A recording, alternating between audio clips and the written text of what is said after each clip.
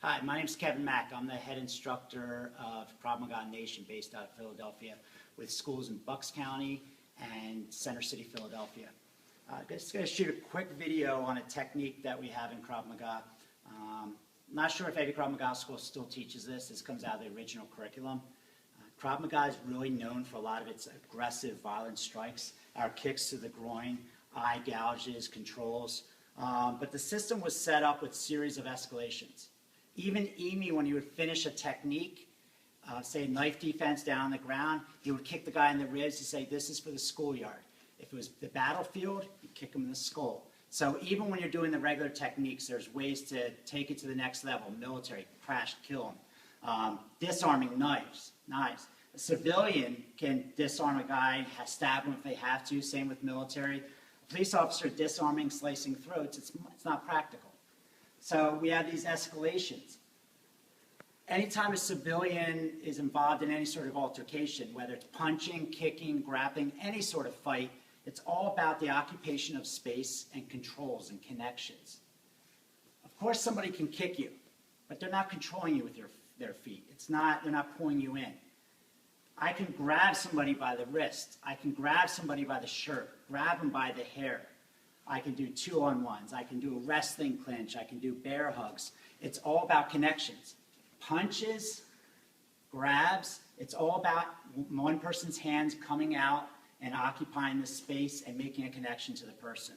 So really, self-defense and fighting is about controlling that space and occupying it with your own defenses, like inside defense is now occupying it. I want to get the inside underhooks. I want to have the clinch, so if somebody gets another clinch, I swim inside. So you always want to occupy the center line, control the space, not allow somebody to have a dominant connection to you.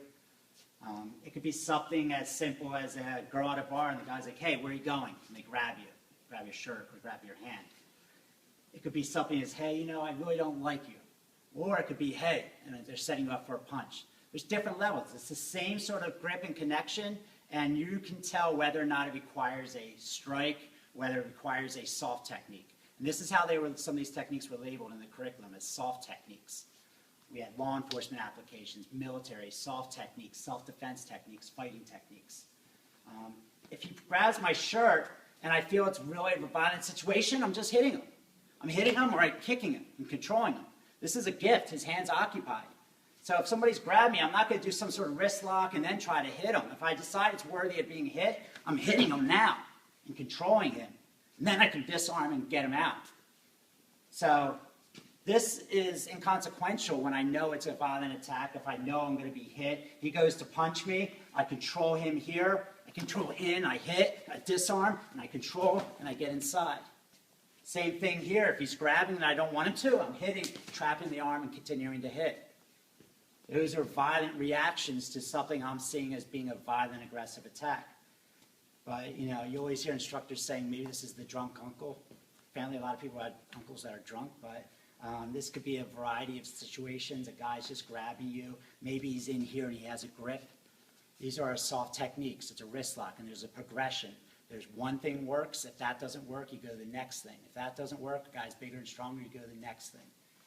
And this is the first application of that. Straight down, all right? I want to end up here. My arm's pinned to his elbow, pinned to his forearm, hand on the back of his hand, hand here. Just like we have cavaliers. I'm ending up here. I don't want to hang out here. I don't want my back to the attacker. But the most important thing is to get my hand here. My hand is going through the visual field right here.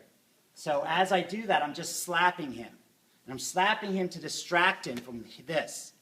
And then I'm doing a small rotation to where the pinky is up. The pinky should be in line with the elbow and to the shoulder. And then I'm putting pressure on him here. The pressure is coming in two ways. I am putting pressure on the wrist with my lower fingers, pushing and pulling, just like your wrist lock. Pulling in here, pushing in here. But I don't want to allow the wrist to get away from the body to where it's only the pressure of my hands and wrist putting the pressure on his arm. My head is staying over the grip. So the grip is staying pinned to my chest, and I'm rotating And now my head is just leaning a little bit forward, and I'm putting pressure with the hands, and I'm driving down. I don't want to be so extended that my whole body bends, but it's staying pinned to me, and most of the pain, the pressure is coming from my head slightly going over my fingers. All right? So it's full body. Your weight, your head going over things is what's going to put the pressure on them. But now I'm stuck here. Say I can't get him down. Fingers here to this pressure point here, pushing down, and his whole body collapses. You can see when you have somebody rotated here, there's a blood vessel here, an artery. It's not the muscle here. I'm putting 2 fingers. I barely have to put pressure on him. I'm barely putting pressure on him, and he's collapsing. All right?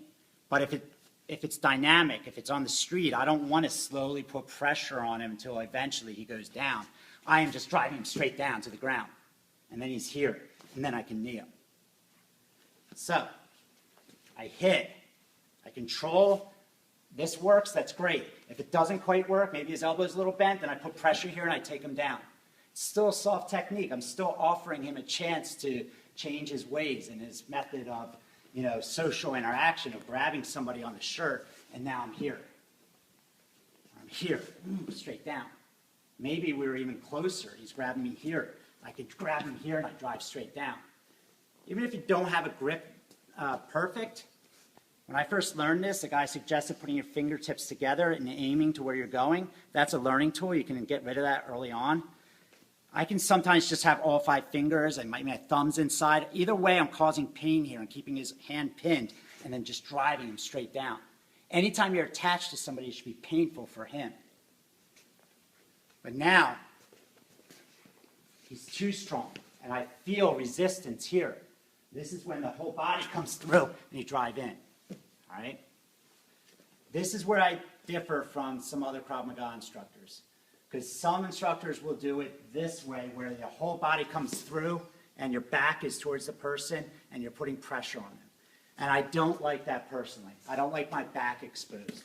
I don't like the benefits of having this control are far outweighed by the negatives of him having access to the back of my legs, my groin, etc. But there's a happy medium. You can do the same thing and get all the benefits with none of the negatives. So I'm hitting him.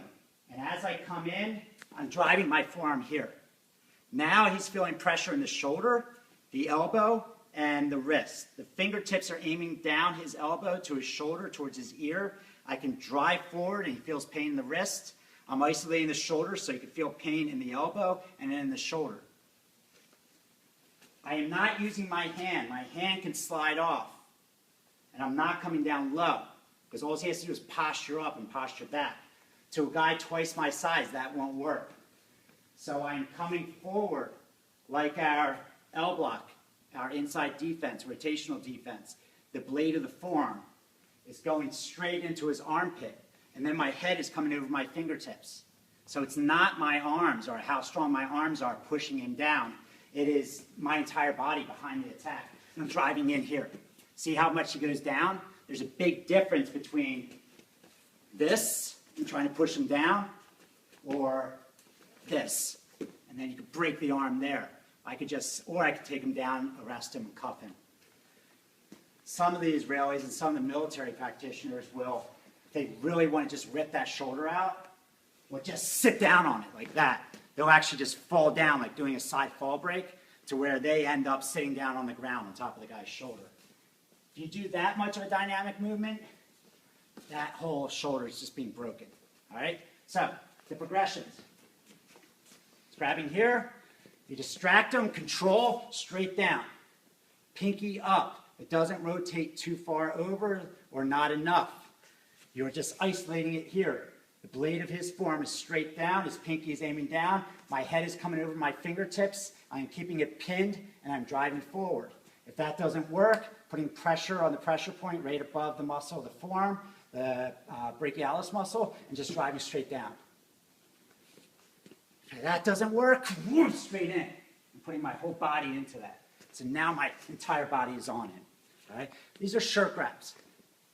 It's just somebody attached to you. Just like he grabs my wrist, and I have my wrist release. He grabs my wrist, I have my wrist release. He grabs 2 hands on 2 hands, it's a wrist release. That's their first attempt at somebody touching you.